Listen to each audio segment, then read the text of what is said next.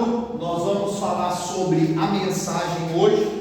Já conversamos bastante sobre o pregador, as qualificações do pregador, a vida do pregador, o preparo do pregador. E hoje nós vamos falar diretamente da mensagem.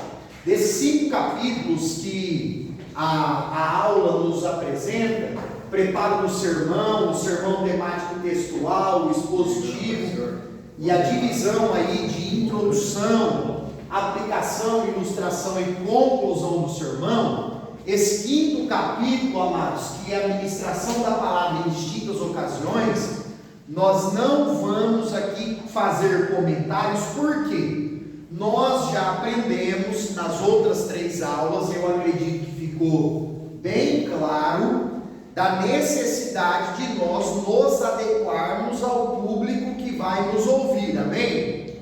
Então, se eu vou falar para a criança, irmão, não é a minha especialidade pregar, ensinar crianças, mas em um dia específico fui convidado, estou ali e fui chamado, então deve ser utilizada uma linguagem, uma didática toda para criança. Se é um culto evangelístico, a linguagem mais fácil, mais aberta para os não crentes e assim por diante.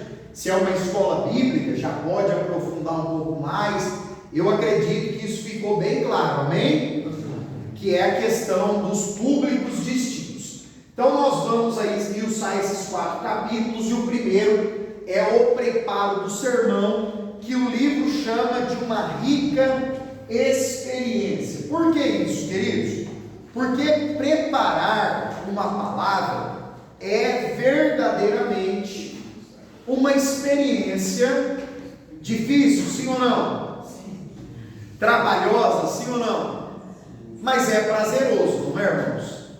Os irmãos que fizeram aí o trabalho perceberam, por mais que seja difícil e desafiador, preparar uma mensagem, preparar um esboço, um sermão, é algo muito prazeroso, muito bom, muito legal, que contribui na nossa edificação e também na edificação daqueles que vão nos ouvir. Eu pergunto a vocês, gente, toda pregação, toda mensagem precisa ter um objetivo, sim ou não?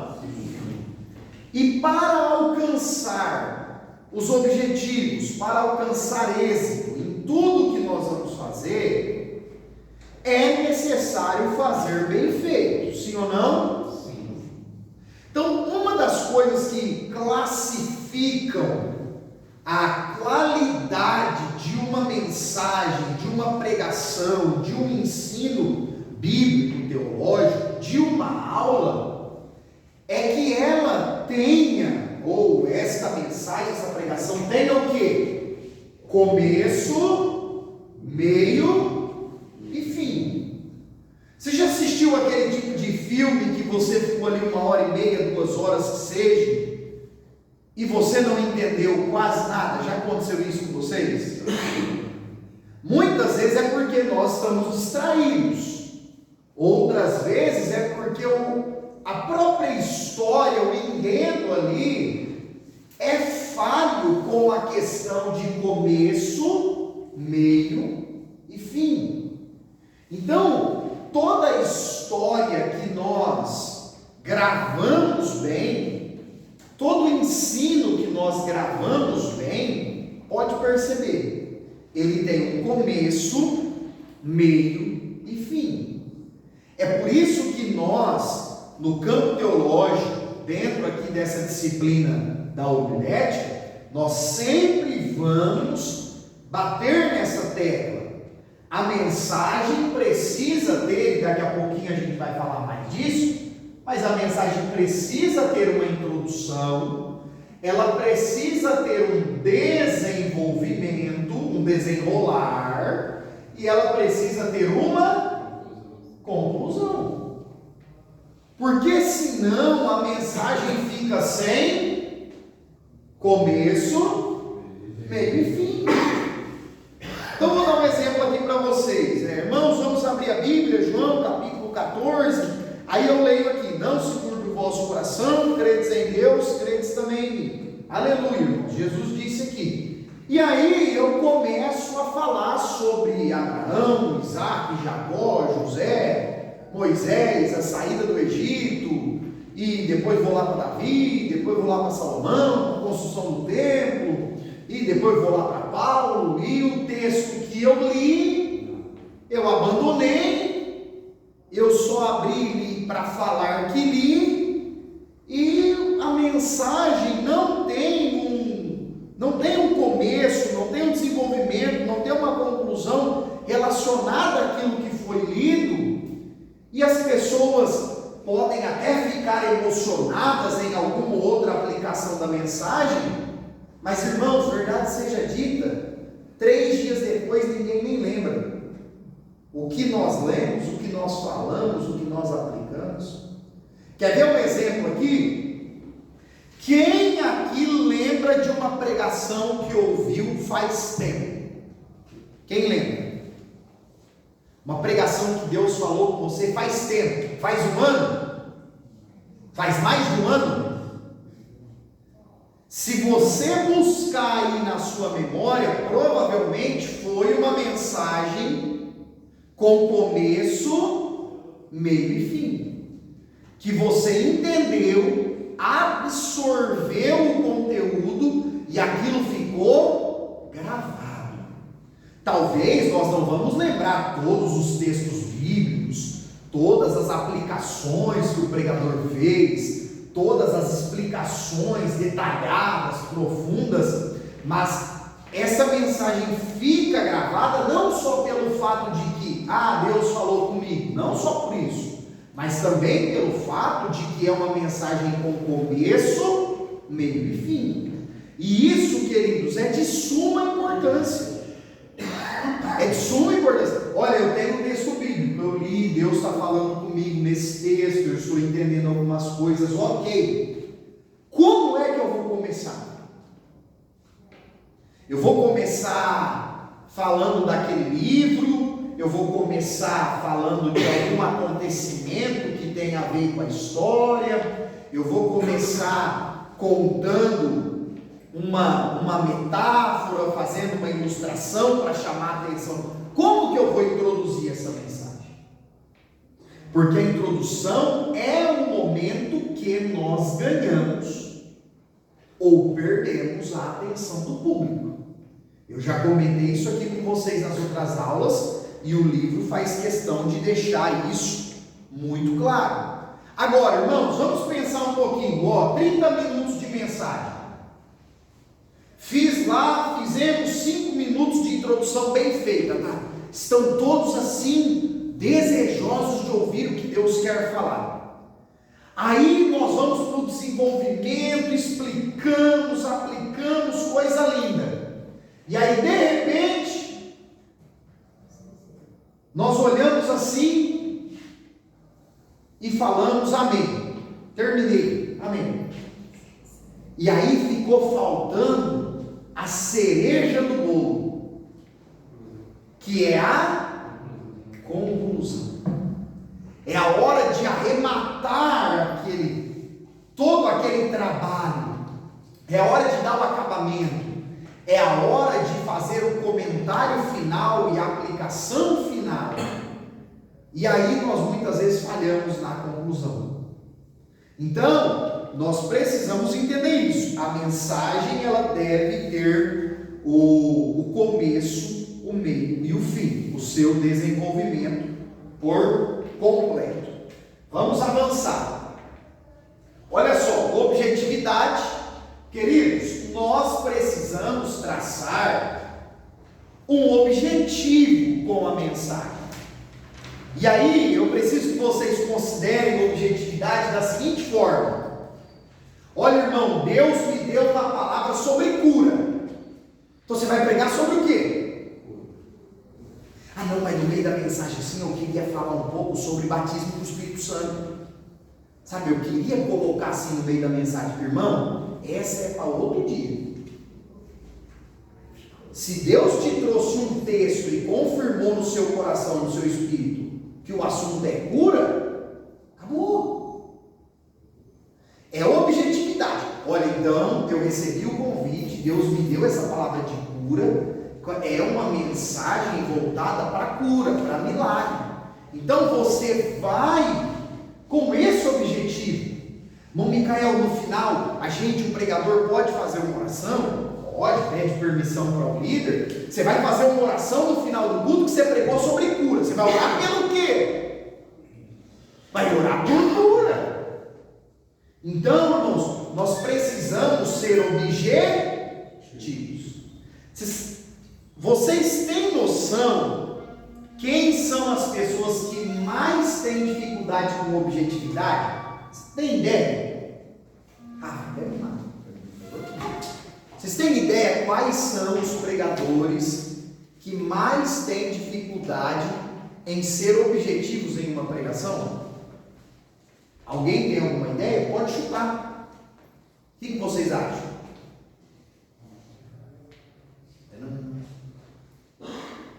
Vocês acham que é quem tem mais conhecimento ou menos conhecimento? Exatamente.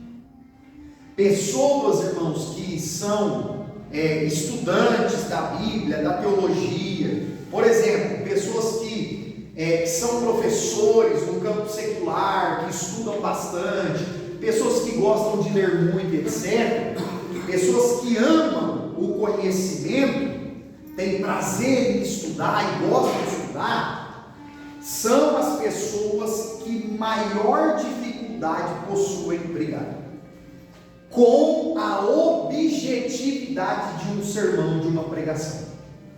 Por que isso?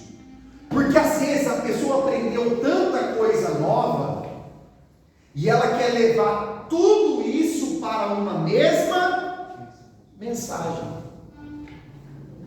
Irmãos, nós não podemos fazer isso, porque apesar da pregação ser sim um momento em que você compartilha o conhecimento que você tem, mas a mensagem não é só um compartilhar de conhecimento. A mensagem também precisa ter o que Deus está falando com as pessoas naquele dia. Então, talvez você pegue um livro lá maravilhoso, 100 páginas, aprende um montão de coisa, faz um monte de anotação. Olha, eu vou colocar isso na mensagem, vou colocar isso também, vou colocar isso também, vou colocar isso também. E talvez eu ou você ficaremos lá falando por 1 hora diante dos irmãos, e a hora que nós pararmos para analisar, nós não aplicamos a palavra, nós não trouxemos o significado daquela palavra para a igreja, e nós fizemos única e exclusivamente um compartilhar de conhecimento, de ideias, e não fizemos uma pregação propriamente da palavra de Deus. Então fica claro isso, amém? Objetividade. Depois cronologia, começo, meio e fim. Já comentamos aqui a necessidade. Eu achei muito legal essa ideia que o livro traz, pessoal, do ICT. Vamos repetir essas letrinhas aí? ICT. Ideia central do texto. Quer ver uma coisa? Eu estou com a Bíblia aberta aqui. João 14. Então eu leio todo o capítulo de João 14. Olha, Jesus está dando umas instruções para os seus discípulos. Coisa linda. Maravilhoso. Está falando que vai pedir para o Espírito Santo vir. Que maravilha. Ok. Eu li todo o capítulo. Qual é a ideia central do texto? Porque todo o texto bíblico tem uma ideia central. Sim ou não, irmãos? Por exemplo, a gente lê toda a história de José e começa a ler o Êxodo, a gente percebe que a ideia central é narrar o crescimento de um povo e o estabelecimento desse povo nas terras ali das peregrinações de Canaã. Então a ideia central está ali no texto. Você lê as passagens da crucificação de Jesus. Está tudo ali, os sofrimentos, os flagelos, etc. E tudo aquilo é muito triste, sim ou não? Sim. Mas qual é a ideia central de tudo aquilo? A salvação, o sacrifício, o fato de Jesus passar por tudo aquilo no nosso lugar. Então todo o texto bíblico possui uma ideia central. Por que é importante isso? Você pega um texto, você começa a ler, Deus começa a falar no seu coração, pegue um papel e uma caneta, pegue o seu celular e você visualizou ali, olha, a ideia central desse capítulo é essa. Anota. Porque a hora de você fazer uma interpretação e depois uma aplicação, vai estar muito mais fácil. Porque a ideia central do texto você já leu e já percebeu qual é a ideia central. Então, é muito relevante usar essa estratégia, esse método aí, enxergar a ideia central do texto. Bom, Micael, como que eu enxergo isso? Quem ia fazer essa pergunta? Alguém ia fazer essa pergunta? Como que eu enxergo a ideia central no texto? Quer ver uma coisa que acontece muito? Repetição de palavras. É ou não é, irmão Rodney? Você está lendo o texto bíblico ali, a mesma palavra aparece umas par de vezes. É à toa? Gente, Gênesis 22, depois vocês veem em casa, é Deus pedindo Isaac em... Então, mas está escrito sacrifício lá? Está escrito que Deus pediu Isaac em? Sabe quantas vezes que o holocausto aparece ali? 6 vezes. Não é à toa. Aí todo mundo prega Gênesis 22, o sacrifício de Isaac, etc. Mas ninguém fala que Deus estava pedindo Isaac em holocausto. Bom, Micael, faz diferença? É lógico que faz total diferença. Porque o sacrifício de holocausto era a oferta completamente queimada, e o ofertante ficava lá assistindo a oferta queimada. Então, quando Deus falou para Abraão, eu quero Isaac em holocausto, eu quero que você leve o menino, sacrifique o menino e fique assistindo o sacrifício, e eu receber o sacrifício aí até que o Isaac seja totalmente queimado. E está claro, irmãos, no texto, porque aparece 6, é que muitas vezes nós queremos interpretar o texto sem ver a ideia central do texto. Jesus aqui, em João 14, é aquele texto maravilhoso, que ele fala que ele é o caminho, a verdade, a vida, ninguém vem ao Pai senão por mim. Mas a ideia central de João 14 como um todo é que Jesus não deixaria os discípulos sozinhos. A ideia central é essa.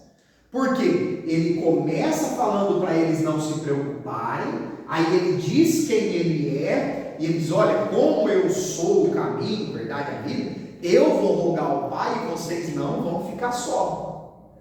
Então a ideia central de Jesus em João 14, 15, 16, 17, que são as últimas pregações de Jesus para os discípulos, a ideia central é, vocês não vão ficar só, o Espírito Santo vai vir aí. Então a ideia central do texto é essa, que se nós visualizarmos no texto bíblico essa ideia central, vai facilitar muito a nossa compreensão. Amém, irmãos? Amém. Divisões do sermão. Gente, olha só. Divisões do sermão. Eu acho que até separei aqui no próximo slide, ó. Aqui. Está aí na página 156, se vocês quiserem olhar mais de perto aí no livro. Olha só, queridos, aqui ó, está um pequeno esboço rascunhado de forma muito simples, e tem 2 aqui para a gente ver, ó. A ideia central, a cruz é a garantia da vitória do servo de Deus. Então aí seria lido um texto que fala da crucificação de Jesus, e a ideia central, a cruz é a garantia da vitória do servo de Deus. Aí olha as divisões, olha os tópicos. A vitória do servo de Deus sobre o quê? Sobre o pecado, sobre Satanás e sobre a carne. Já dá uma mensagem, sim ou não? Na teoria já é uma divisão de uma mensagem. Amor Micael, o que nós faríamos aí? Faríamos uma explicação sobre o pecado e uma aplicação de que na cruz Jesus venceu por nós o pecado. Depois faria uma explicação sobre o inimigo. Olha, o inimigo, ele luta contra nós, e etc. E ele tem os seus demônios, e ele nos quer fazer cair, nos fazer falhar, pecar, abandonar a fé. Mas Cristo venceu o inimigo por nós, etc. Pode ser citado os textos bíblicos. Depois a vitória sobre a carne. Então, isso aqui, irmãos, é uma pequena divisão, de forma muito simples, de um sermão. Mas Micael, eu não queria fazer uma pregação lida, não queria fazer um esboço muito grande. Por exemplo, o irmão Serginho falou que lembra de mim, quando eu usava uma pasta, daquelas pastas pretas. Como que é o nome daquilo? A senhora lembra também? A pasta preta, porque eu já disse para vocês que eu não entendi a minha letra. Então eu digitava a mensagem e mandava imprimir. Aí, para não ficar lendo a folha, eu colocava na pasta. Então, irmão, eu não quero carregar uma pasta. Alguns pregadores carregam um caderninho, tipo assim, que é chamado de sermonário, que ali ele escreve as mensagens. Irmão, eu não queria, eu queria levar só um papel pequenininho assim, anotar só bem simples no celular. Tudo bem. Você pode anotar dessa forma, uma divisão mais simples, mais fácil. Tudo vai depender do quanto você conseguiu estudar aquela palavra, se familiarizar com aquela palavra, decorar os textos bíblicos e o tipo de sermão, que daqui a pouquinho nós vamos falar os 3 tipos de sermão. Então, queridos, também é importante essa divisão. Depois nós temos a escolha do título. A escolha do título. Irmãos, deixa eu explicar isso aqui para vocês. Olha aqui. Na homilética, onde é que eu disse, gente? Na homilética, o título e o tema são separados, tá? Então, na teoria, o título de uma mensagem é uma coisa. O tema da mensagem é outro. O título seria, conforme está aí no livro, o título seria o nome dado para tudo aquilo que você escreveu. É como se você tivesse escrito um livro e colocasse um nome naquele livro. O tema seria, mais diretamente, o assunto central que você traria para a igreja. Por exemplo, estamos usando aqui João 14, vamos pegar o versículo 6. Jesus é o caminho, a verdade e a vida. Aí eu fui lá e escrevi toda a minha mensagem. E coloquei o título assim, Jesus é. Esse é o título. Porém, na pregação em si, eu não vou focar só quem Jesus é. Eu vou focar o fato dele ser o único caminho, a única verdade e a única vida verdadeira. Então eu chego e falo para os irmãos, eu vou pregar sobre o tema. Jesus, único caminho, única verdade e única vida. No papel eu posso ter colocado o título, Jesus é, ou quem Jesus é. Mas na hora da mensagem, o que é apresentado para a igreja é o...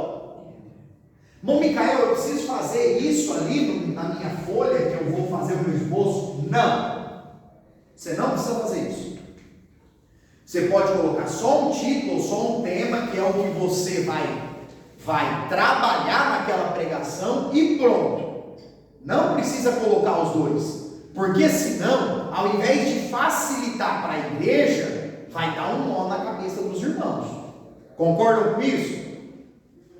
Por exemplo, eu estou aqui para pregar, fiz a leitura do texto de João 14,6. Aí eu falo para vocês, irmãos, eu vou pregar para vocês essa palavra que Deus me deu, aqui com o título tal, mas o tema vai ser tal.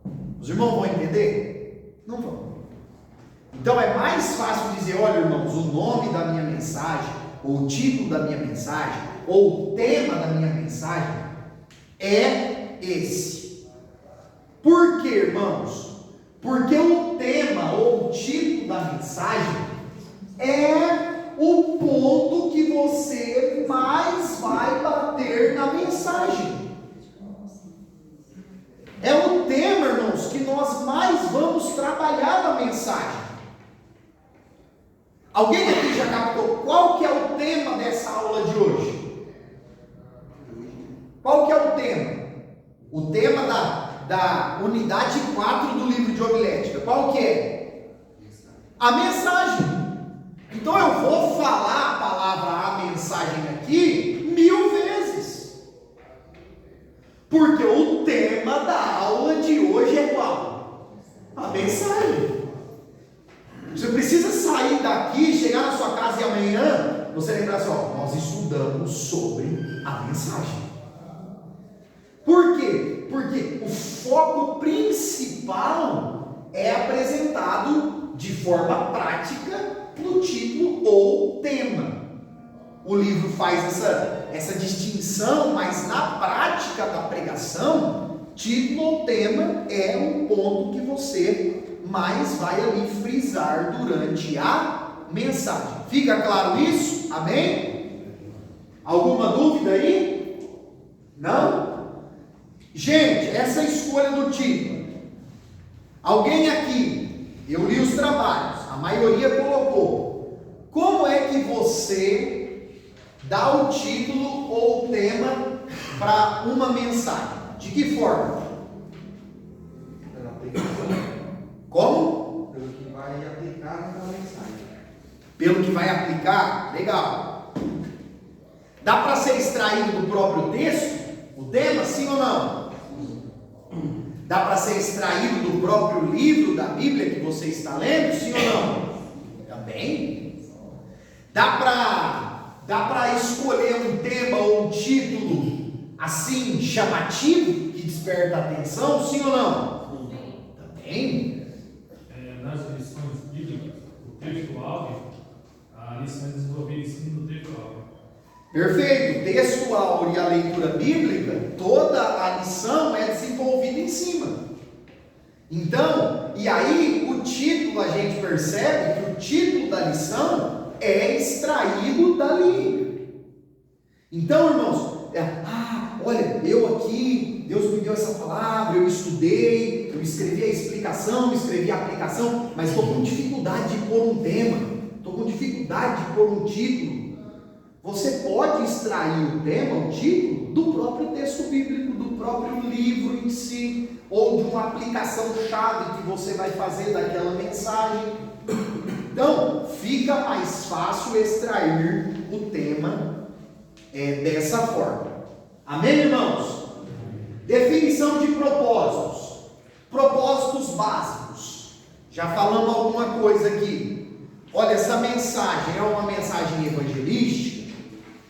É uma mensagem doutrinária, e não entendam doutrinária no sentido de cajado, nada a ver, doutrinária no sentido de um ensino de uma doutrina, porque, irmãos, é diferente. Às vezes você vai estar lendo a Bíblia, Deus vai te dar uma palavra, como eu disse aqui, de cura. E aí, qual que é o propósito dessa mensagem? É aguçar a fé do povo de Deus para crer que Jesus é poderoso para curar. E no final, a gente vai lá e ora pelo quê? Ora por cura. Agora, às vezes você está lendo, está preparando uma palavra, e é uma mensagem mais de cunho doutrinário. Você fala, nossa, essa mensagem aqui, o foco principal é falar sobre quem Deus é. Deus é poderoso, Deus é imutável, Deus é infinito, Deus é onisciente. E aí, não vai ser, a mensagem não é trabalhada, preparada e falada da mesma forma do que aquela mensagem de cura. Por quê? Porque o seu objetivo, o seu propósito com essa mensagem é fazer com que os irmãos aprendam, absorvam, compreenda aquela doutrina bíblica. É diferente, não é, irmãos? É totalmente diferente.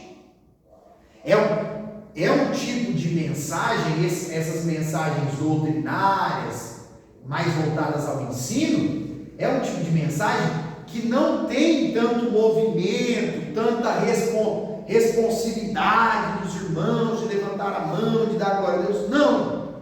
Mas você percebe que se você se preparou, se você está ali na direção do Espírito Santo, as pessoas ficam atentas, absorvendo, aprendendo. E aí passa alguns dias, alguém fala: olha, foi muito bom ouvir aquela palavra, Deus falou comigo, eu aprendi isso, agora aconteceu alguma coisa, que bom que eu aprendi essa doutrina bíblica. Então, meus irmãos, nós precisamos ter isso em mente. Dependendo da palavra que Deus nos dá, o propósito da nossa pregação muda. Você está ali estudando, você recebeu um convite, aí Deus te dá uma palavra de libertação. Já tem que ter um alerta, sim ou não? Opa, eu vou para esse culto preparado, talvez aí fazer um jejum, tal, porque pode ser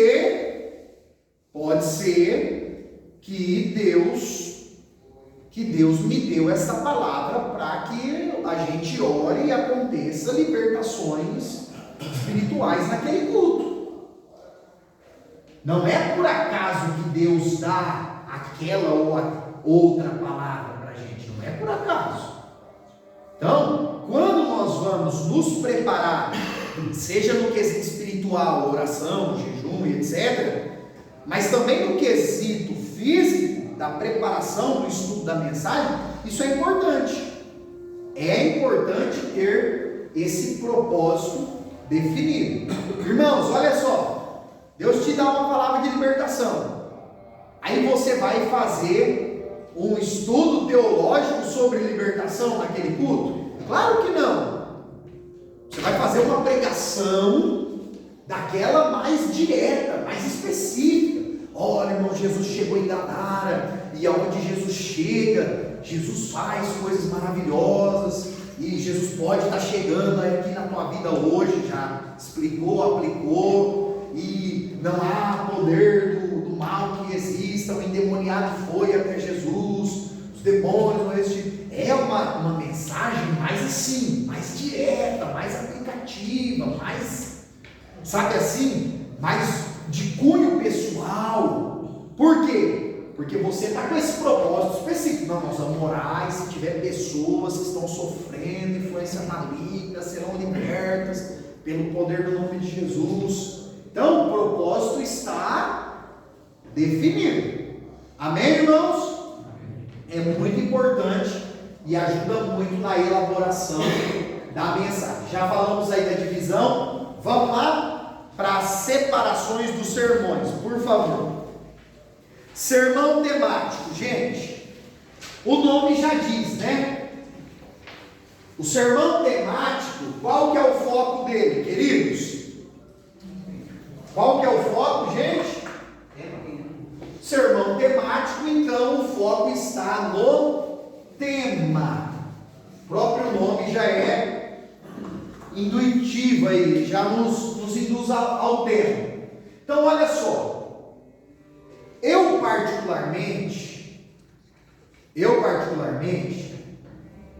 penso que toda mensagem, isso é opinião aí dos estudiosos de pregação, toda mensagem ela deve surgir da Bíblia, sim ou não?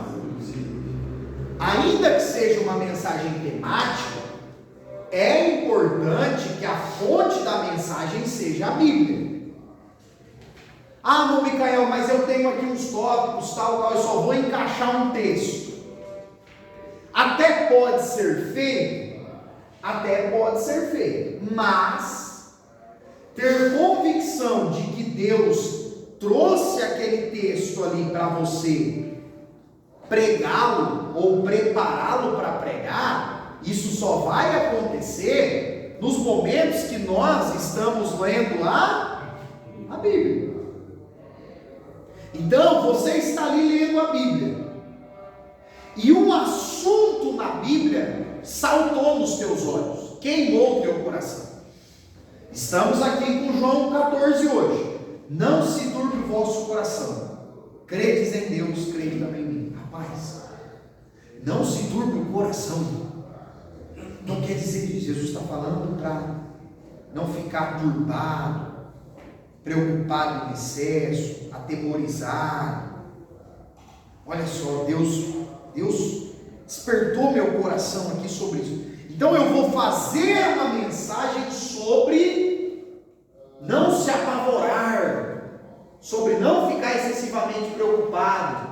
Então qual que é o tema aí? Confiança em Deus, sim ou não, irmãos? Sim. Então, a minha pregação é sobre confiança.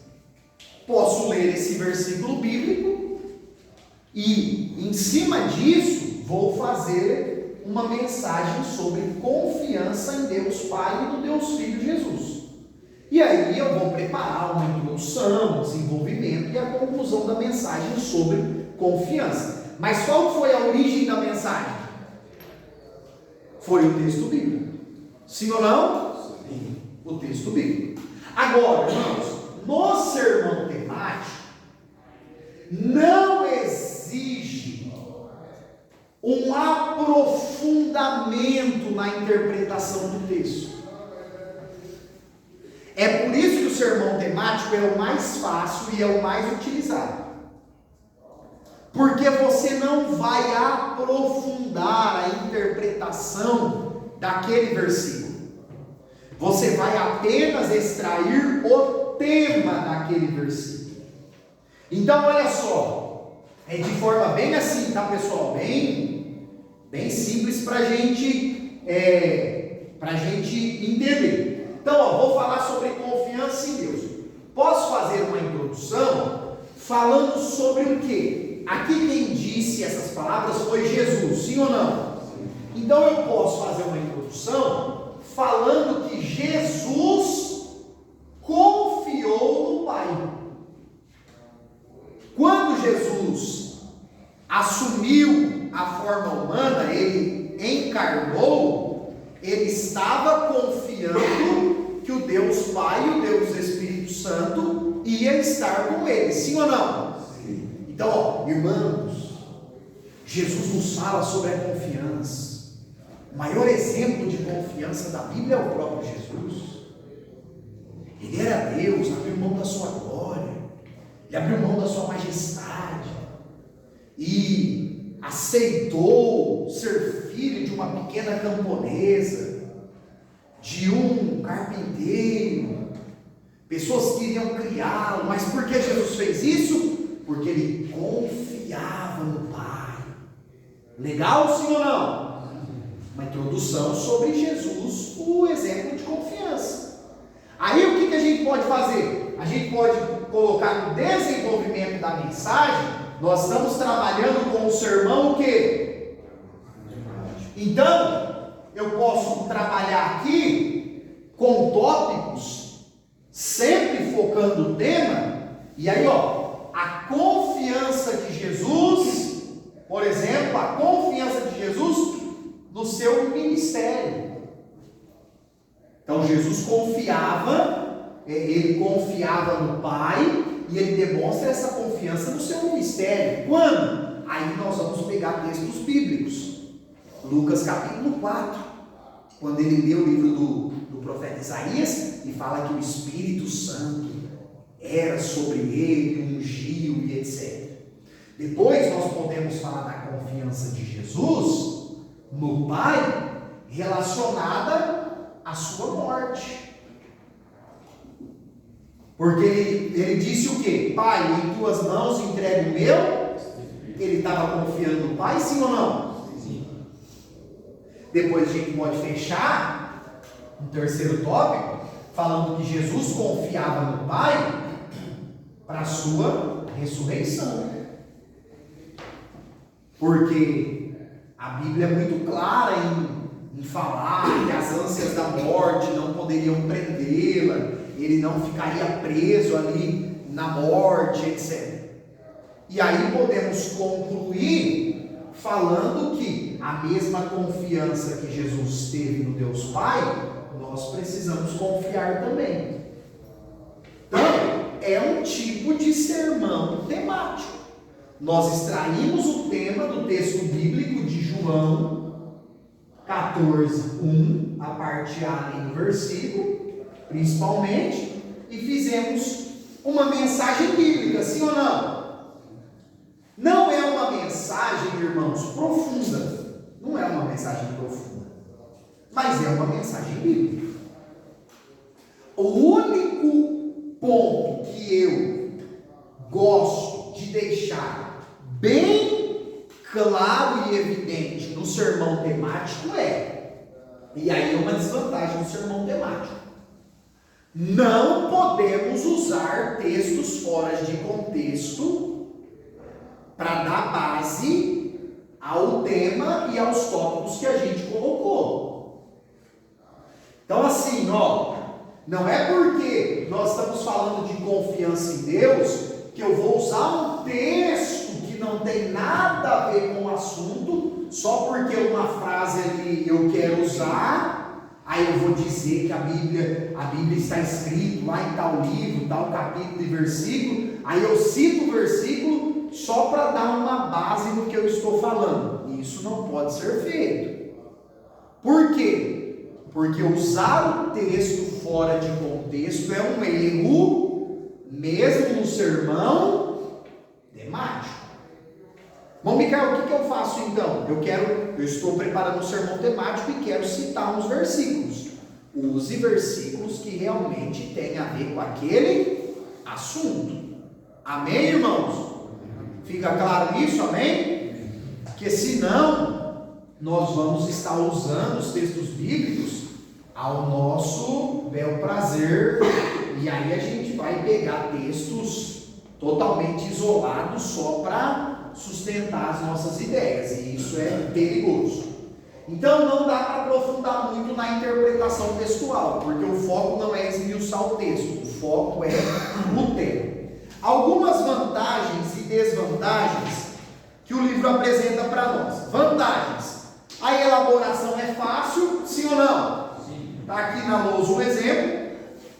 A unidade temática, porque se você está trabalhando num tema só, fica mais fácil e dificulta a possibilidade de nós nos perdermos, dificulta essa possibilidade de ficar perdido. Diversidade de assuntos, por quê? Irmãos, a Bíblia tem milhares de temas, sim ou não? Confiança, vida, morte, cura, salvação, santificação, transformação. A Bíblia tem milhares de temas, milhares. É uma fonte inesgotável. Os objetivos geralmente são alcançados com esse tipo de mensagem. Por exemplo, você vai para um culto numa casa. Não adianta você fazer um sermão expositivo. Não adianta fazer um sermão, uma mensagem completamente profunda de interpretação. Você vai com uma mensagem temática sobre salvação e o objetivo é alcançado, porque o descrente ele compreende o plano da salvação. Então os objetivos são alcançados e tem uma sequência lógica de raciocínio. O único cuidado é que nós tenhamos aí o zelo de preparar os tópicos bem lógicos para que a mensagem tenha começo, meio e fim. Depois as desvantagens: risco de secularismo. Por que isso? Porque se você ou eu acostumar a pregar sermão temático,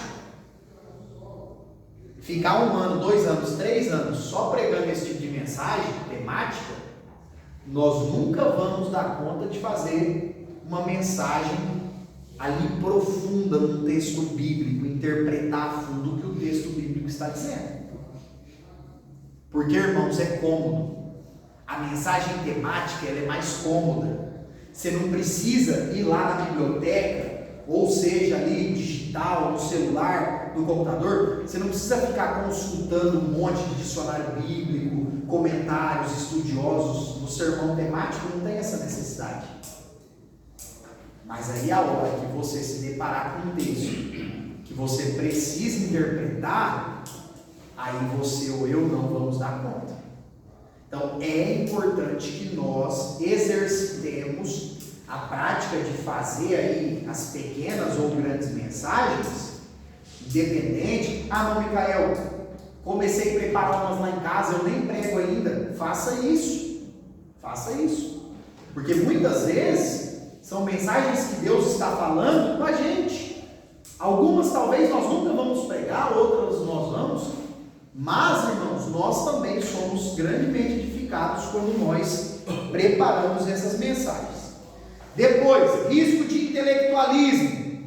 Quando é que o risco de ser muito intelectual aparece nas mensagens temáticas? Como eu disse para vocês aqui, quando a pessoa não tem o cuidado de gotejar o conhecimento. Você e eu, nós temos que gotejar o conhecimento bíblico e teológico que nós temos. Não é ir para uma mensagem e querer falar tudo que a gente sabe naquela mensagem. Não, nós temos que gotejar. Usar somente o que for útil. Somente o que for útil. Amém, irmãos? Porque senão nós pegamos a mensagem temática e enchemos de informações bem elaboradas, intelectualizadas e por fim as pessoas não entenderam nada. E por fim, a última desvantagem é o risco de indolência, que é o perigo de querer só preparar esse tipo de mensagem porque é mais fácil. Então nós precisamos ter cuidado com esse risco. Olha só, olha aqui por favor, olha um tipo de sermão temático aqui, ó. Texto bíblico, Mateus 21, 22. Tudo que pedirem em oração, crendo, recebereis. Então, qual que vai ser a pregação? A pregação é sobre o quê? Oração. Então, ó, o escritor colocou a ideia, a importância da oração. E o tema dele é: a oração atrai bênçãos extraordinárias do céu. Olha aqui, irmãos, esse esbocinho. A oração atraiu as bênçãos de Deus para a vida de Ana. 1 Samuel capítulo 1. É um exemplo do Antigo Testamento. Depois, a oração atraiu as bênçãos à vida do rei Ezequias. Isaías 38. É outro exemplo do Antigo Testamento. Ah, irmão, vou ficar só citando exemplos do Antigo? Não. A oração atraiu as bênçãos de Deus para a vida da igreja. Atos capítulo 2. Então, é um tipo de mensagem temática sobre oração. Muito simples, muito prática, muito direta e que pode ser utilizada. Fica bem fácil de entender assim, gente? O que vocês acham? Então, esse aí é o tipo de sermão mais utilizado, mais preparado pelos pregadores. Sermão textual. Esse aqui é um dos mais... Isso é maravilhoso, gente.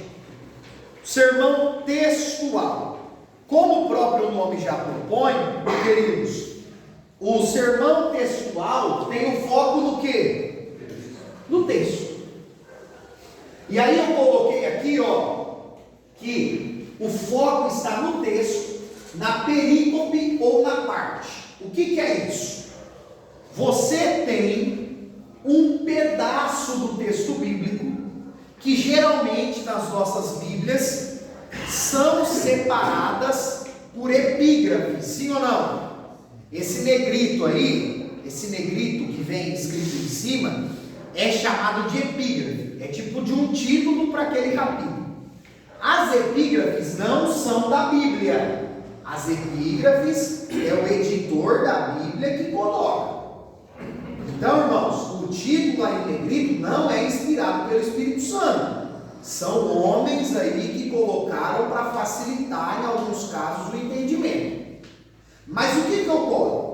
Você pega aqui, por exemplo, no Novo Testamento, algumas partes, algumas perícopes, algumas seções de texto bíblico que vão facilitar na hora de nós entendermos.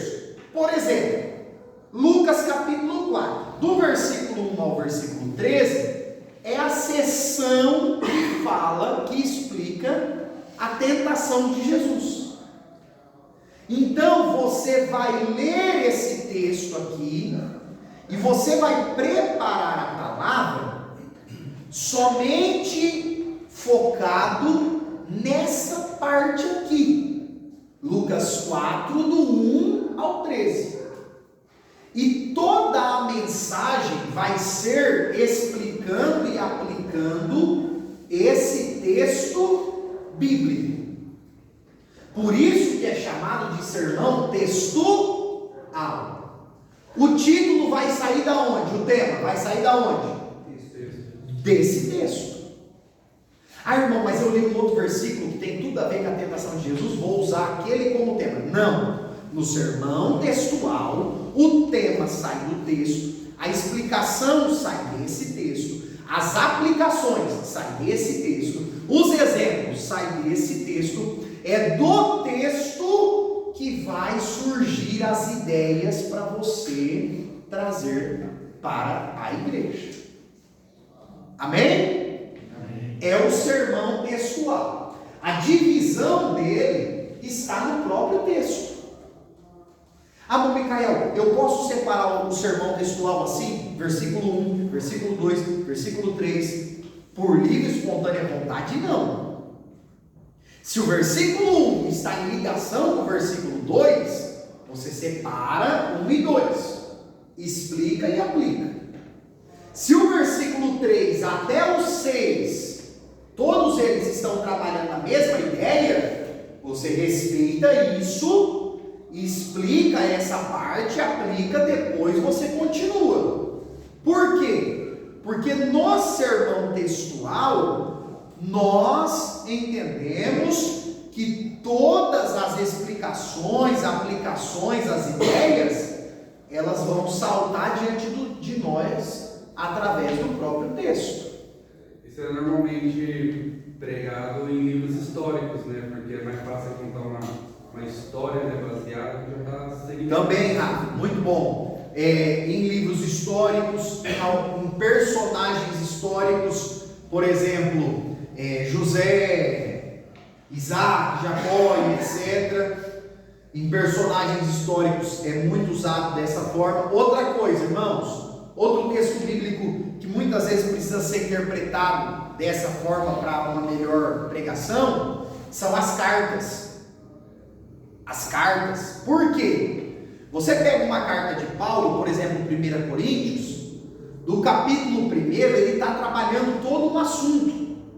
E se você ler somente 2 versículos, você não consegue ter uma total compreensão. Então você vai precisar ler todo aquele capítulo da carta para entender, e dali vai saltar diante dos seus olhos a ideia que Paulo está trabalhando.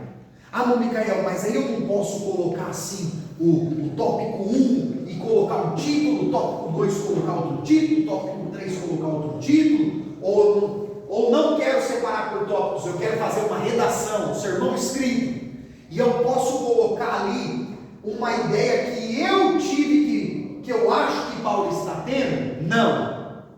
Nesse caso do sermão textual, você tira os tópicos, os títulos, as ideias do próprio texto. Do próprio texto. Vamos dar um exemplo aqui, gente, ó. Lucas 4 da tentação começa falando que Jesus foi cheio do Espírito Santo e foi levado pelo Espírito ao deserto e ficou lá 40 dias e foi tentado pelo diabo.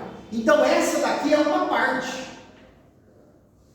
Essa aqui é uma parte. Essa aqui é a primeira parte da mensagem. Não dá para começar já a pregação desse texto falando assim, irmãos, porque o inimigo é terrível.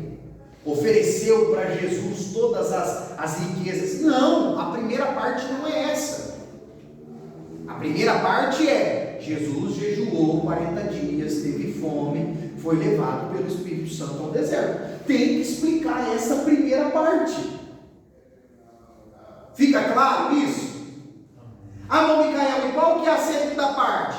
A segunda parte, sim. O diabo apareceu e disse: você está com fome? Transforma essa pedra em pão. Então essa é a segunda parte. Perceba que a divisão da mensagem surge do próprio texto. É o texto que está nos induzindo a ir explicando e aplicando nessa ordem, porque é a ordem que está descrita no texto bíblico. Agora, irmãos, uma coisa é fato: o sermão textual vai precisar de um pouco mais de preparo. Geralmente, se você recebe a oportunidade ali em cima da hora, na maioria das vezes você vai ter que pregar um sermão temático, que é mais fácil. Agora, o sermão textual já exige um pouquinho mais de preparo e um pouco mais de conhecimento bíblico. Por quê? Porque aqui, para interpretar o texto pelo próprio texto, já é necessário entender um pouco da cultura da época, do lugar, da geografia.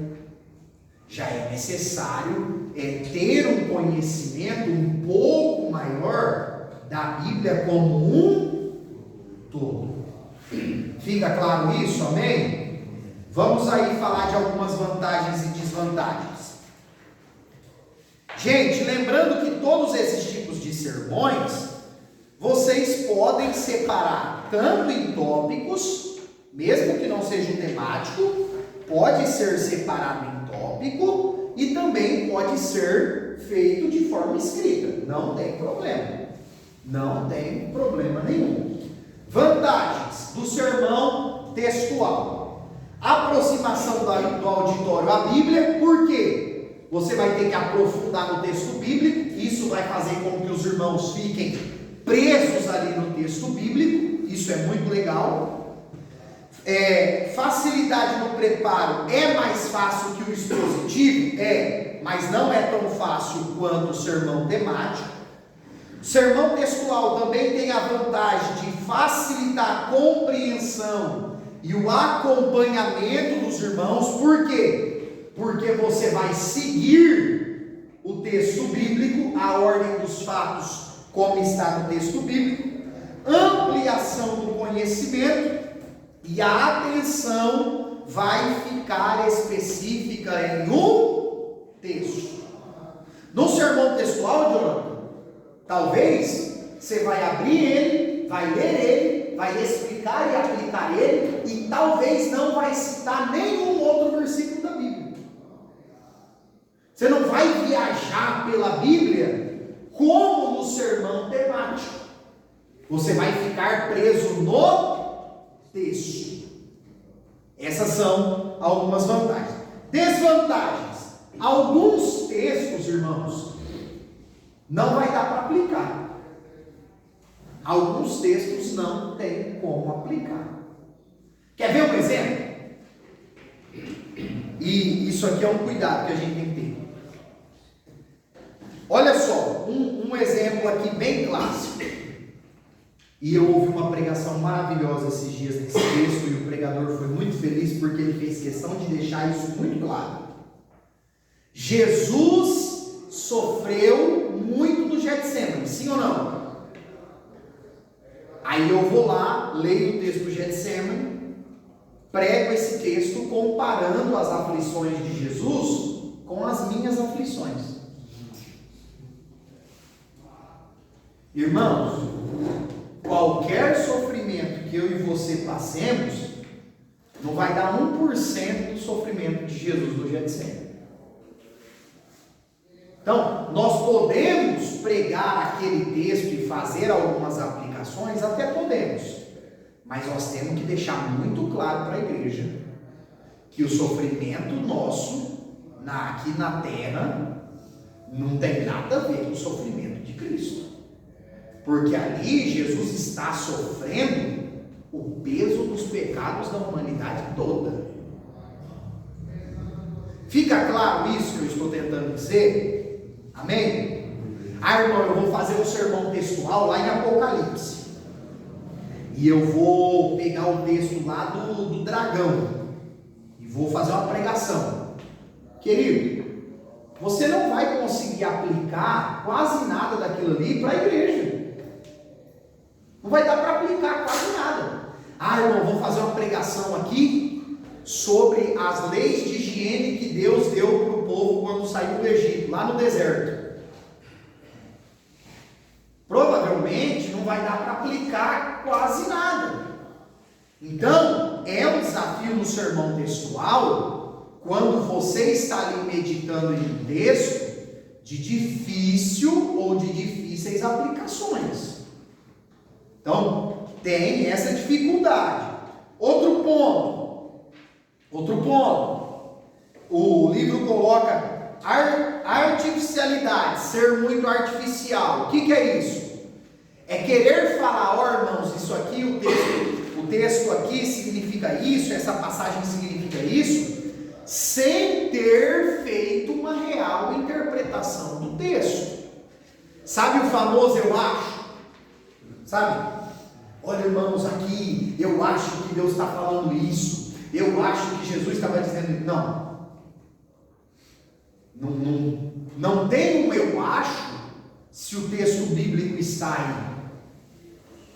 Então, não podemos, irmão, não compreendi, não entendi, não consegui absorver, então não preguemos.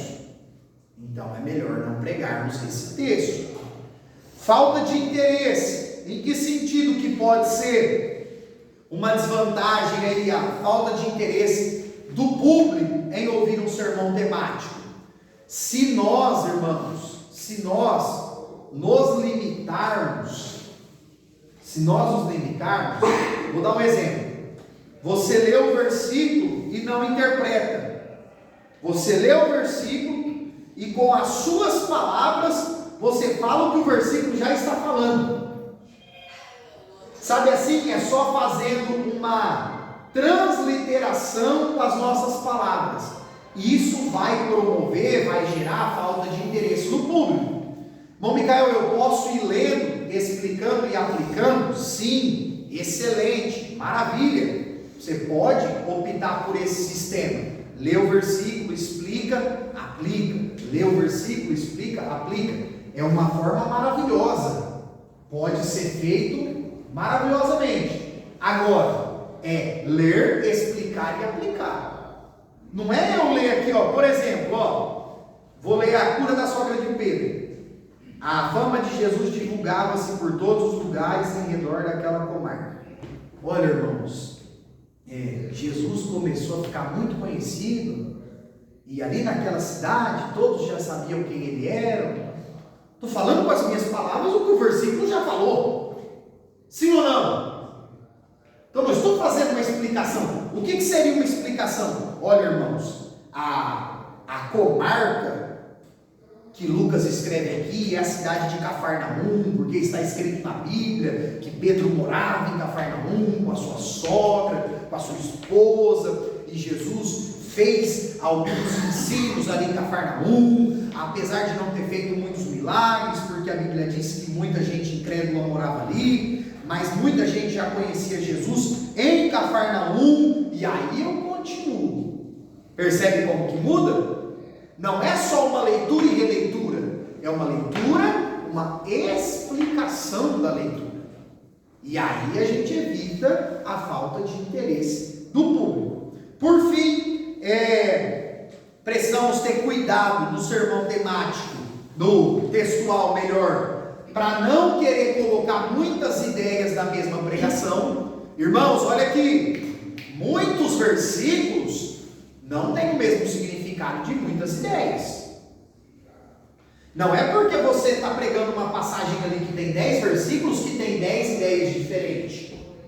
O foco, lembra do IDC? A ideia, ICT, a ideia central do texto permanece a mesma.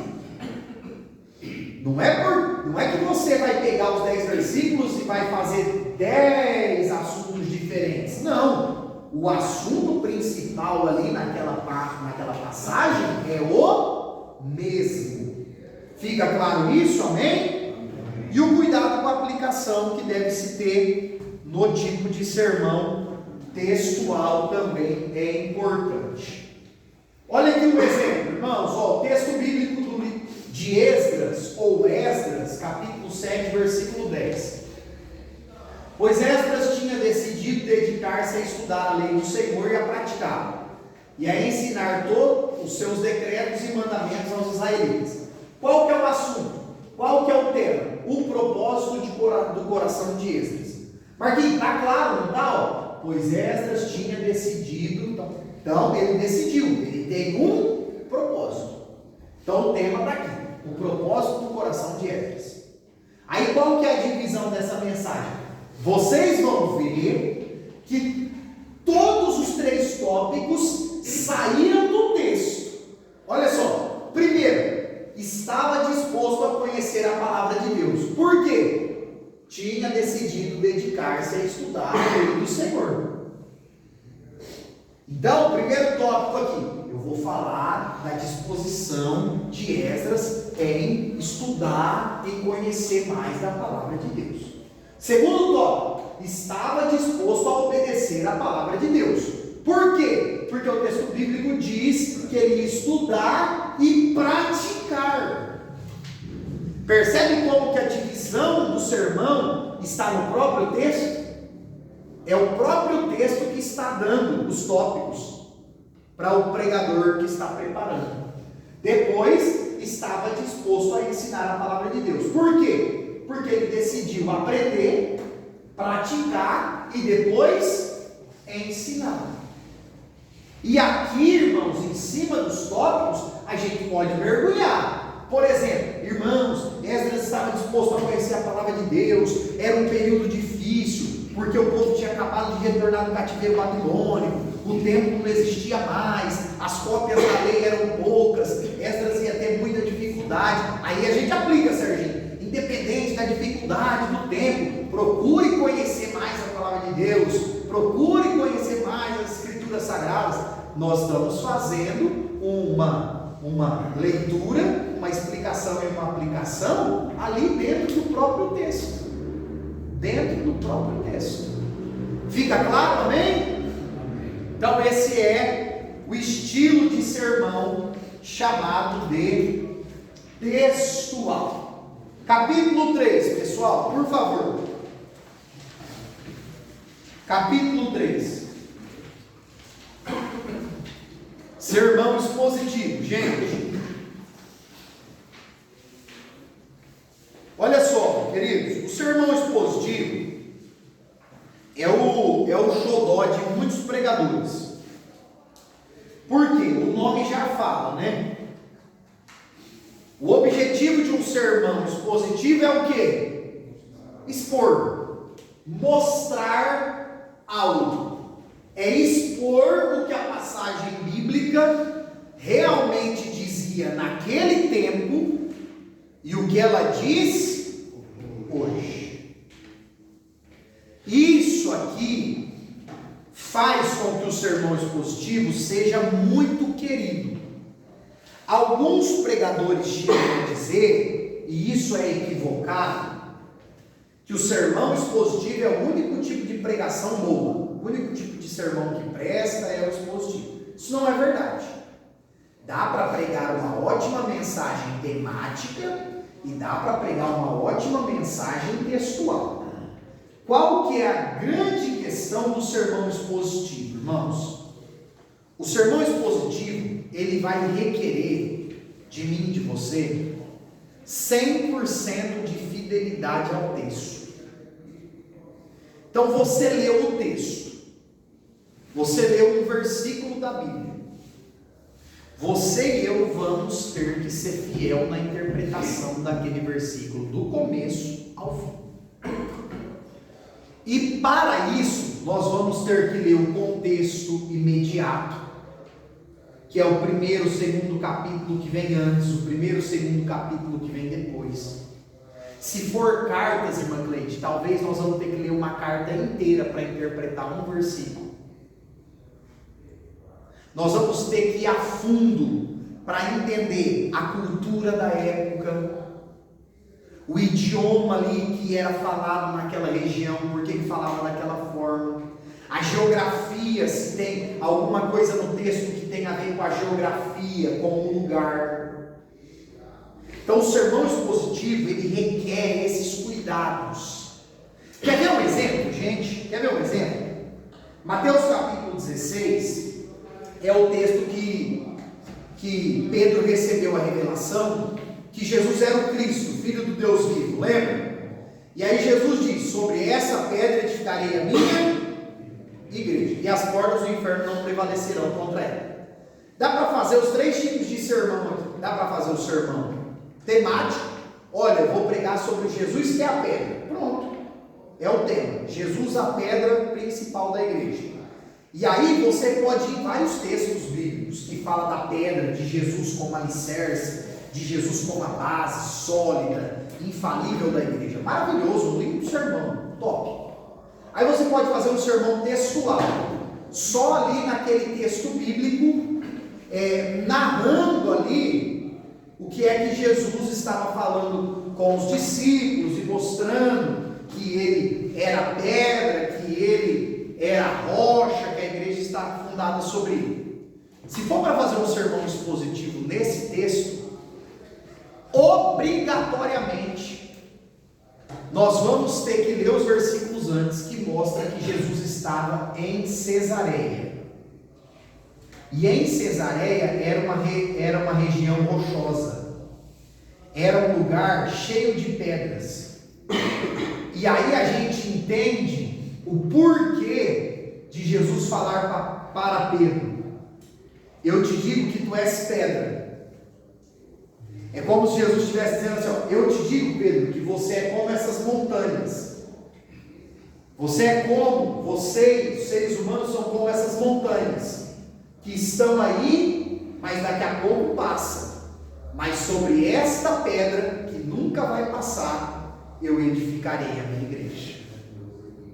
Então, percebe como que muda, irmãos?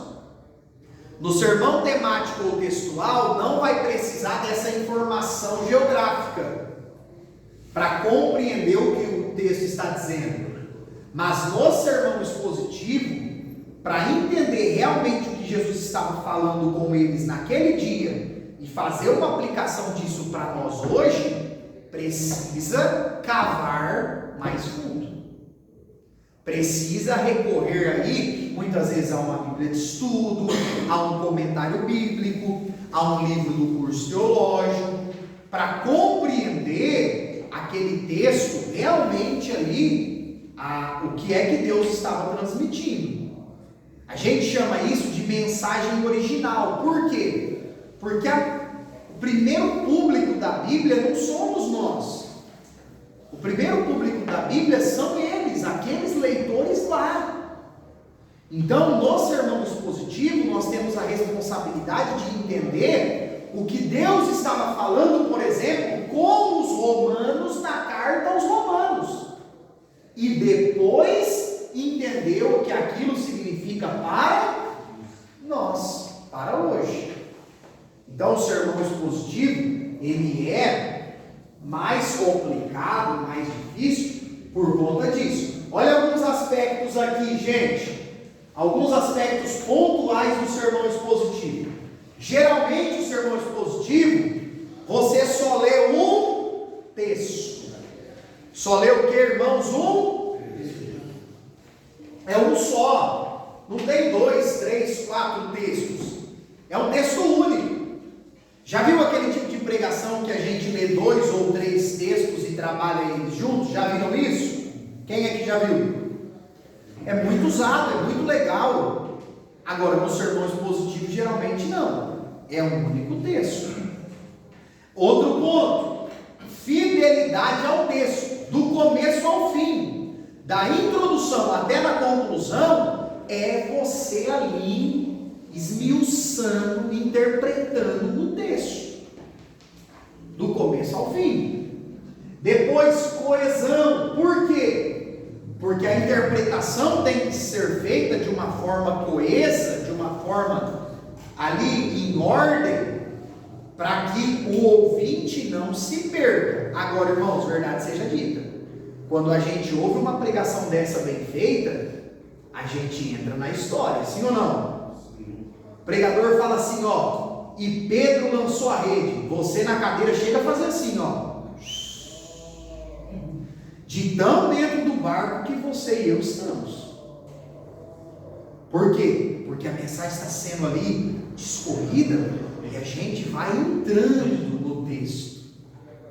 Nós vamos ali entrando na história. E isso é coesão. Depois, movimento. O que é o movimento?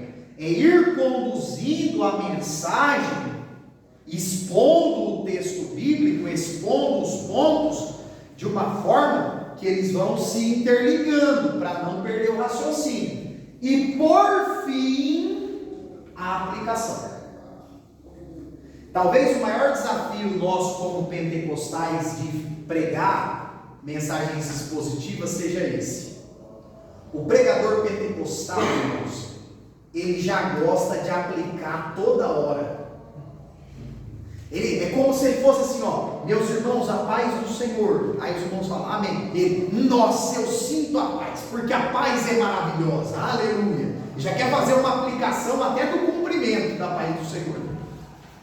Aí depois, abra aí a sua Bíblia em Lucas capítulo 4, irmãos, porque a palavra de Deus, aí fica 5 minutos, a palavra de Deus é inerrante, é infalível, é maravilhosa. Ele não vai pregar sobre o poder da palavra de Deus, mas ele quer fazer uma aplicação, sabe assim, quer aplicar tudo o pregador pentecostal ele quer aplicar. E no sermão expositivo, a aplicação vem por último. No sermão expositivo, geralmente, nós até podemos fazer umas aplicações no meio da explicação, mas sabe aquela coisinha assim, bem disfarçada, bem assim, leve? Vou citar aqui algo que eu lembrei, na história de Sansão. A Bíblia diz que Sansão foi lá e matou o leão, e depois escondeu o leão. Então você está ali explicando, Sansão era nazireu, não podia ter contato com coisas mortas, tal. Ele deveria ter matado o leão e ido embora, etc, e não ter mexido com aquele leão. Aí você pode assim, porque, irmãos, coisa perigosa é tocar no leão, e aí você segue. Sabe assim, você deu uma deixa. Você deu uma deixa e seguiu. Quem está ligado ali na mensagem já, sabe aquela coisa assim que o irmão glorifica? Você nem aplicou e o irmão já glorificou. Por quê? Porque ele entendeu. Então, na mensagem expositiva, a gente não vai ficar fazendo aplicação toda hora. Nós podemos ali colocar umas deixas, para que os irmãos já vão pegando aqueles pontos, mas não é um tipo de mensagem que você para em cada versículo e faz uma aplicação, e depois volta e faz outra aplicação. O sermão expositivo, geralmente, boa parte do tempo é gasto com as explicações, e no final se faz uma aplicação geral do que aquela palavra significa para os dias de hoje. É bem mais difícil, sim ou não, pessoal? É bem mais difícil. Amiga, se aplicar fica bem cansativo, você fala. Não é que fica cansativo, é que se você for fazer um sermão expositivo, explicando e aplicando tudo, por exemplo, explicando e aplicando a todo momento, são mensagens aí que vão passar de 1 hora. Pode não ficar cansativo se o pregador conseguir ir ali conduzindo a mensagem, envolvendo o povo. Mas acaba gerando, Jonathan, um excesso de informação. Acaba sobrecarregando. Sabe aquele tipo de mensagem que é maravilhoso, a gente ouve, a gente recebe, a gente aprende, mas no outro dia você lembra só uma ou duas coisas, porque a mensagem é muito extensa? Tem esse desafio de ir sempre aplicando na mensagem expositiva. Por isso que geralmente é feita uma explicação, e aí aprofunda na explicação detalhes importantes, e depois faz uma aplicação geral. Um exemplo disso, eu citei aqui Sansão. Gente, a história de Sansão, ali de Juízes 13, acho que até o 16, tem muitos detalhes, muitos mesmo. Se for para ir aprofundando em cada um e explicando, tem muito conteúdo, muita coisa. E que aí, de repente, para uma mensagem de um domingo à noite, 40 minutos, 35 minutos, acaba não dando tempo, acaba não tendo êxito. Amém? Vamos avançar. Olha só, irmãos, coloquei aqui, no sermão expositivo, é preciso conhecer na Bíblia vários aspectos da história, da geografia, da cultura, da literatura, da teologia da época, do que é que eles acreditavam. Então, acaba sendo bem mais complexo, bem mais desafiador, mas que à medida que nós vamos aí ganhando maturidade na pregação, nós vamos adquirindo mais conhecimento bíblico, nós podemos e devemos também fazer pregações expositivas. Devemos sim. Não devemos desprezá-la por conta das dificuldades. Olha só, algumas vantagens que o livro apresenta aí para nós. Promove o crescimento do pregador, porque ele tem que estudar muito. Enaltece a palavra de Deus, por quê? Porque é uma mensagem 100% bíblica. Você fica ali focado nos textos. E edifica e abastece a igreja. Edifica e abastece a igreja, porque você não está ali transmitindo ideias ou algum pensamento que você teve. Você está ali fazendo a comunicação da própria palavra. E aí a Bíblia é muito clara em dizer que a palavra de Deus, ela não volta vazia. Ela vai cumprir os seus propósitos. Desvantagem. Apresenta dificuldade na aplicação, como eu já disse, requer tempo e dedicação, e se não for bem preparada, pode afastar o ouvinte. E aqui, irmão Aldinei, tem um detalhe interessante. No sermão expositivo, em qual sermão, gente? Expositivo. O pregador tem a obrigação de fazer a exegese do texto. O que é exegese? É tirar para fora do texto o real sentido do texto. É por isso que é tão difícil. O pregador tem que ler, interpretar, entender aquilo. Mas sabe qual é o problema, Júnior? Ele não pode passar para a igreja as etapas difíceis de entender o texto que ele teve que passar. Ele tem que passar mastigado. Por quê, irmãos? Vou dar um exemplo para vocês. Eu abro uma passagem no Novo Testamento. E aí, deu trabalho para entender, para contextualizar e trazer uma aplicação para a igreja. Aí o camarada pega e faz o quê? Olha, irmãos, porque aqui Paulo está falando o seguinte, aí já cita o versículo, por exemplo, em grego. Os irmãos não sabem grego. Aí cita o versículo em grego. E isso aqui, irmãos, naquela língua, tem essa ideia, tem essa dificuldade, e essa dificuldade, para chegar nesse entendimento, tem essa dificuldade. Sabe assim, quando nós como pregadores incorremos no erro de querer transmitir na mensagem as etapas para chegar na interpretação? Não adianta, irmãos, não adianta. Porque os irmãos não vão compreender. Você, como pregador, como uma pregadora, como um ensinador, você vai ter que sofrer para interpretar, para fazer exegese. Mas na hora de trazer a interpretação e aplicá-la, precisa ser mastigado. Precisa ser de forma direta para a igreja. Porque senão os irmãos não vão compreender. E aí vai adiantar? Não vai adiantar. Então, você vai usar as técnicas da hermenêutica que a gente aprendeu, interpretar o texto dentro do contexto, pegar as palavras principais, etc. Mas você não precisa falar para a igreja que você fez essas etapas para chegar ali. Não precisa. Não precisa. Olha, irmãos, aqui o texto bíblico está dizendo isso. Deus estava falando com o povo de Israel isso. É isso aqui, isso significava isso. Deus estava com esse propósito. Deus estava dando essa direção. E hoje isso para nós significa isso, é aplicado isso e pronto. Porque se nós formos passar essa parte difícil, que é a parte da preparação para a igreja, os irmãos vão ficar com mais dúvida do que clareza. Tem que ser passada simplificada, né? Não dificultosa. Perfeito. Distraída, né? Perfeito. É que nem uma música, ela é feita num tom. Às vezes você não consegue tocar naquele tom, você vai simplificar. Quer ver um exemplo? Eu não sei nada, Marcelo, de questão de acorde, de melodias e etc. Não sei.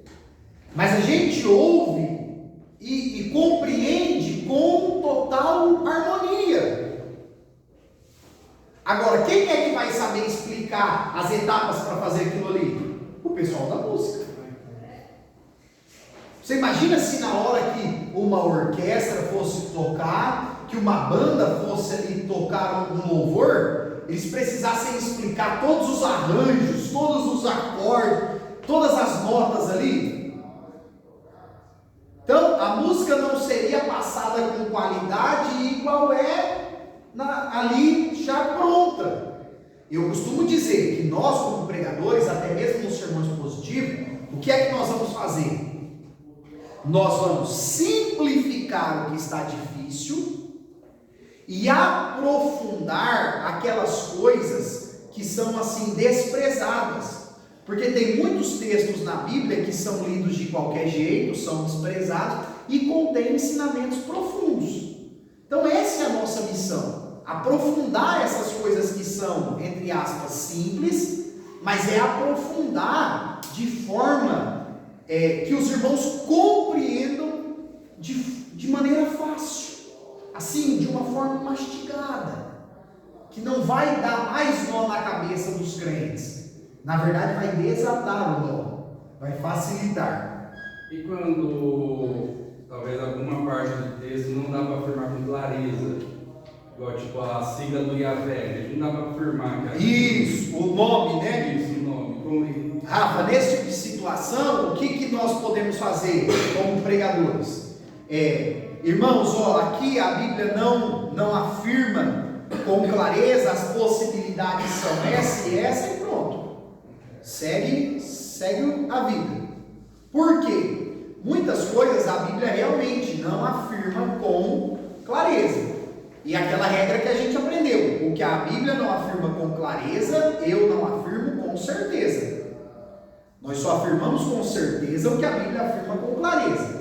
Então, irmão, peguei um texto bíblico difícil aqui que tem vias de interpretação, tem 2 ou 3 possibilidades. Você pode citar que existe essa e essa possibilidade e pronto, e seguir. Por quê, irmãos?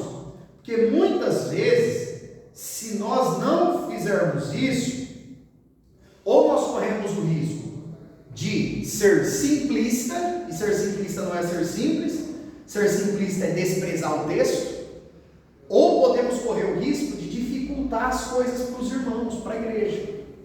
E se nós dificultarmos, se você que estudou aquela palavra uma semana não compreendeu, como é que os irmãos ali que vai ouvir a gente falar 20 minutos, 30 vai compreender? Concordam que não vão compreender nada? Não adianta. E aí, por fim, o livro coloca para nós a questão do sermão expositivo. Ele pode ser pregado no versículo por versículo e pode não ser.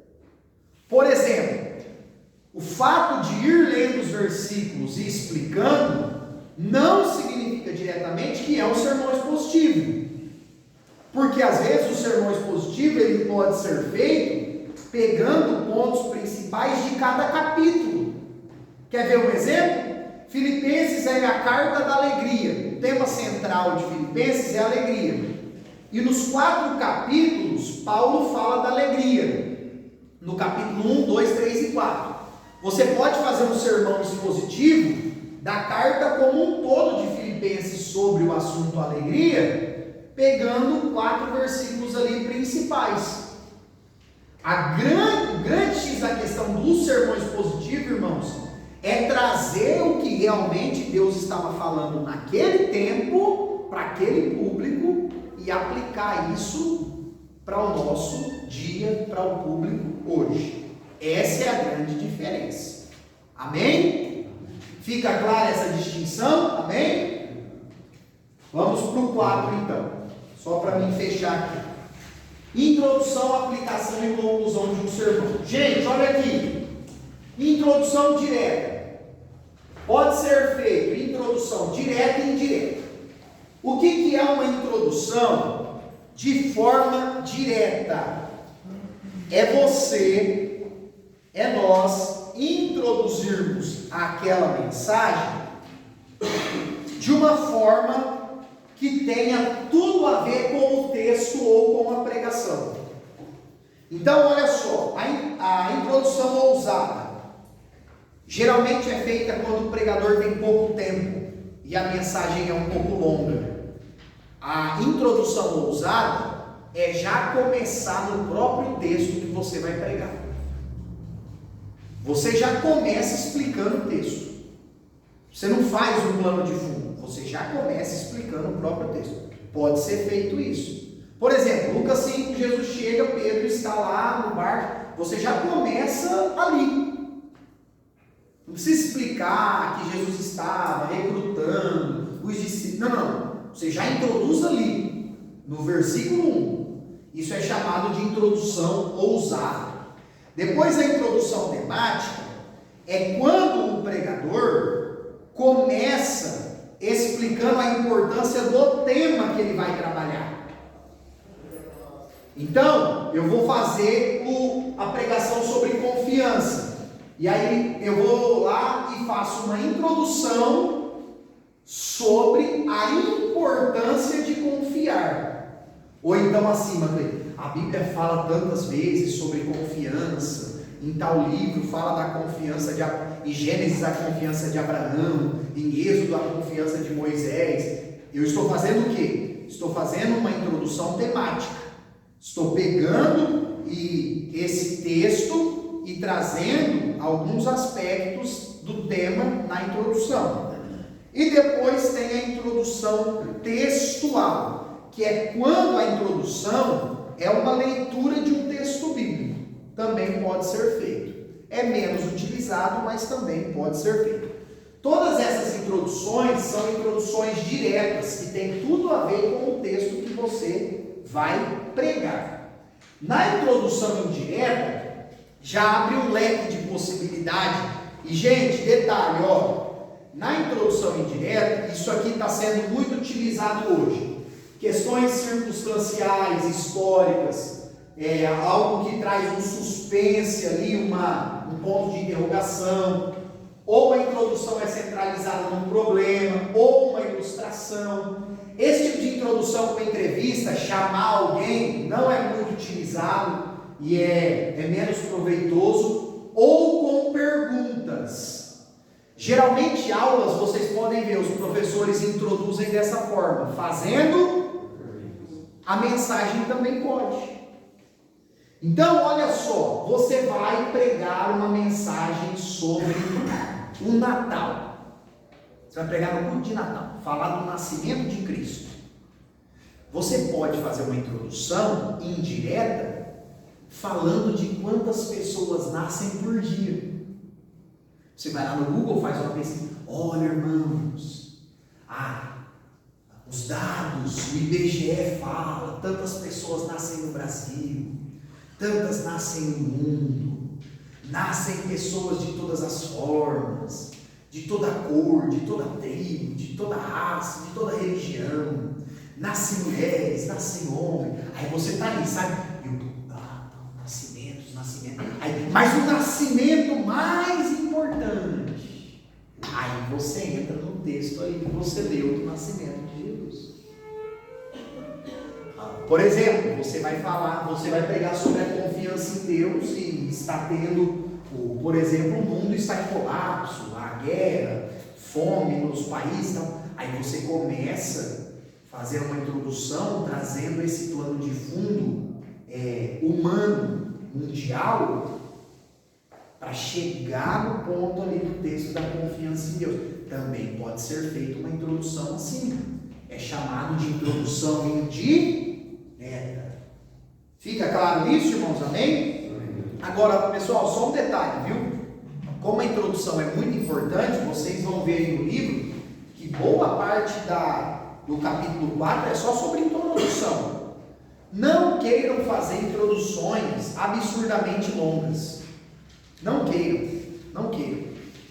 Sabe, até é muito chato, esboça um pouco de ar de arrogância, quando o pregador fica ali 30 minutos fazendo a introdução, e aí ele diz assim: agora eu vou começar a pregar. Irmãos, é assim, não é um pecado o pregador falar isso, mas é desnecessário. Micael, eu vou fazer uma introdução mais longa. Então tenta ser o mais direto possível nessa introdução longa. Por quê? Se você tiver 40 minutos numa pregação e gastar 30 na introdução, você vai ficar com pouquíssimo tempo para chegar no ponto de ouro, no ponto áureo da mensagem, que é o que realmente Deus quer falar com a sua igreja. E vai ficar com menos tempo ainda para concluir, para aplicar. Amém? Então a introdução é de suma importância. Geralmente os estudiosos colocam assim: em uma mensagem de 30 minutos, no máximo 10 de introdução. De 5 a 10 de introdução. A maior parte do tempo vai ficar na explicação, no desenvolvimento da mensagem, e ali um tempo hábil final. É por isso que é importante o pregador ficar. O relógio não deve atrapalhar, igual a gente aprendeu, mas também não pode esquecer do relógio, porque senão a hora que olha, não dá tempo de concluir a mensagem. Aplicação, gente, o que é aplicação? É trazer o texto bíblico para o significado de hoje. Não adianta nada a gente ficar 40 minutos explicando a passagem bíblica e não aplicar. Tem que aplicar para os irmãos o que isso significa hoje. Ilustração não é obrigatório, mas se você quiser usar uma ilustração para explicar o que você está narrando, é legal. Tem uma que eu gosto muito, eu até uso, Serginho, naquela pregação lá de tantos anos atrás, que o senhor lembra, de Salmo 42, que fala que o servo anseia pelas águas, e assim como o servo, a corça, anseia pelas correntes das águas, o salmista diz: a minha alma tem sede de ti, ó Deus. O que é que ele está falando ali? Ele está narrando o quão sedenta a alma do ser humano é de Deus. Tem uma ilustração que eu acho muito legal, que eu uso nessa mensagem, que é aquele tsunami que teve na Indonésia há vários anos atrás, e a história conta que um casal estava mergulhando em 20 metros de profundidade naquele dia do tsunami.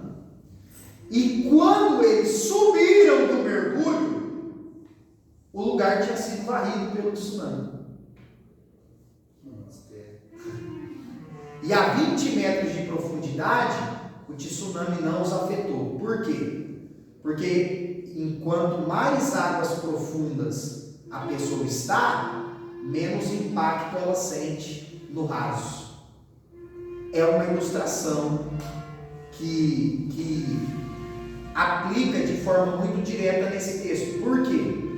Quanto mais nós estivermos mergulhados no relacionamento com Deus, na nossa vida com Deus, quanto mais saciados nós estivermos por essa água que só Deus tem para oferecer, menos impactos nós sofreremos nos tsunamis que passarem pelas nossas vidas. Então é uma ilustração.